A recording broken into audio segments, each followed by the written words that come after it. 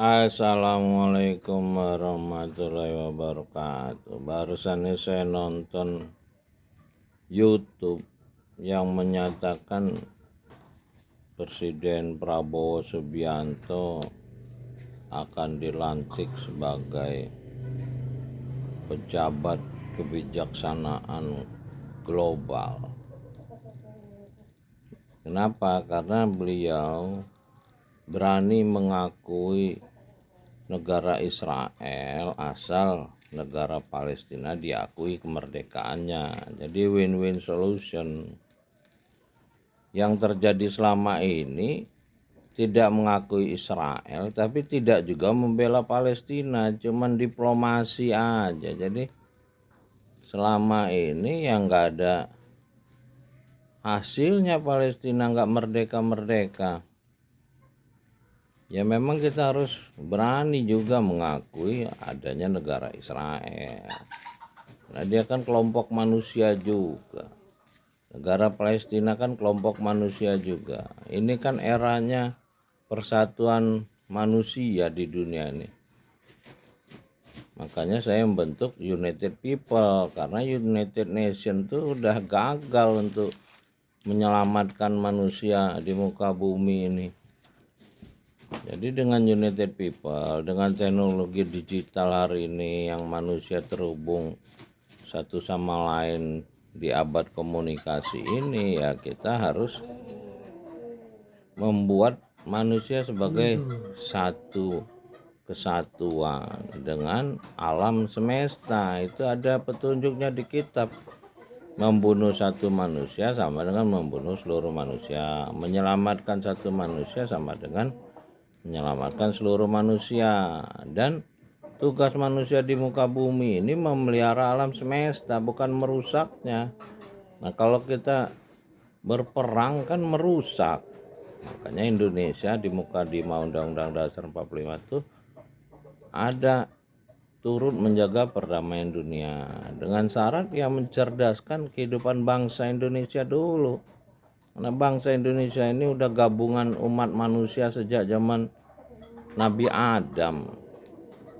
Sriwijaya itu di abad 4 itu sudah multikultural. Orang India, orang Cina udah ada di Palembang itu. Kalau Amerika itu baru multikulturalnya, baru abad 18. Itu pun dibantu oleh Kerajaan Banten dari Indonesia sebagai generasinya berikutnya dari Kerajaan Sriwijaya yang merupakan pengembangan dari Kerajaan Kandis, kerajaan dari keluarga Nabi Ibrahim. Di situs Kerajaan Kandis di Pupung Raharjo itu ada batu sunatnya Nabi Ibrahim alaihissalam dan batu tulis yang ada di Pasma. Itu eranya Iqra, Nabi penutup Muhammad SAW. Makanya ada perintah Iqra, karena ada batu tulis itu orang sudah bisa menulis di batu dengan rapi. Artinya budaya tulis menulis itu sudah sempurna. Makanya Nabi ditutup, yang ditinggalkan adalah kitab. Itulah ada 5 ayat pertama yang diterima Nabi itu ada petunjuk alamal insan malam ya'lam, yang belajar dengan pencipta. Iqra bismi rabbikal ladzi khalaqal insan min alaq, iqra wa rabbukal akram allazi alamal bil qalam, yang mengajari dengan tulisan. Nah tulisan itu adalah kitab. Makanya Nabi ditutup karena tulisan itu udah sempurna, yang ditulis 4 khalifah, mengacu pada kitab yang diterima khalifah pertama Adam alaihissalam. Nah, sampai sekarang kitab itu terjaga, walaupun orang mau bakar mau apa tetap satu huruf pun tidak berubah. Nah kalau terjemahannya wajib kita pelajari untuk belajar.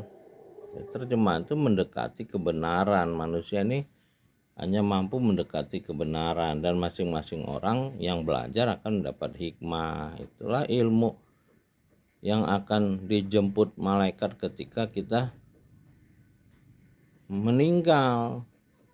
Kalau kita meninggal, ilmu kita itu yang pulang kepada pencipta sama ruh kita. Cuman cerita-cerita bohong ini banyak, kayak cerita Muawiyah matinya dijemput 70.000 malaikat. Dari mana petunjuknya? Di kitab cuma 8 malaikat yang jemput orang-orang yang baik itu. Singgasana pencipta aja dipegang oleh 19 malaikat. Jadi kitab kita itu udah dilupakan orang udah ngarang kitab-kitab versi kebohongan. Inilah era Dajjal, dan kita ini mayoritas muslim, disinilah markas Dajjal itu. Makanya Indonesia gelap di era Jokowi itu, karena ya pemimpinnya penipu besar tanpa ijazah, jadikan anaknya yang tanpa ijazah juga wakil presiden. Kan dia tahu itu rencana-rencana geng Solo yang nggak bener itu. Cuman ya rakyat kita 80% pendidikannya SMP yang milih itu. Jadi memang masih belum layak untuk menjalankan demokrasi, kata Mr. Supomo ketika menyusun Undang-Undang Dasar 45. Man Amin Rais yang agen Amerika, sekolah di Amerika itu ya merubahnya. Jadilah kita nih pemilihan suara terbanyak bukan suara kebenaran, suara tipuan, ya hasil transaksi suara. Ya mudah-mudahan kita masih selamat di hari Sumpah Pemuda ini 28 Oktober 2025 dengan semangat Sumpah Pemuda yang merupakan Satrio Piningit di Indonesia yang akan memunculkan Imam Mahdi. Imam Mahdi adalah orang-orang yang berpegang kepada kitab, karena ada pertanyaannya, kalau mati siapa imammu di alam kubur tuh? Imamnya kita, bukan imam yang sholat itu atau yang bersorban-sorban itu atau yang ngaku-ngaku ulama. Masing-masing kita diwajibkan belajar, itulah perintah Iqra.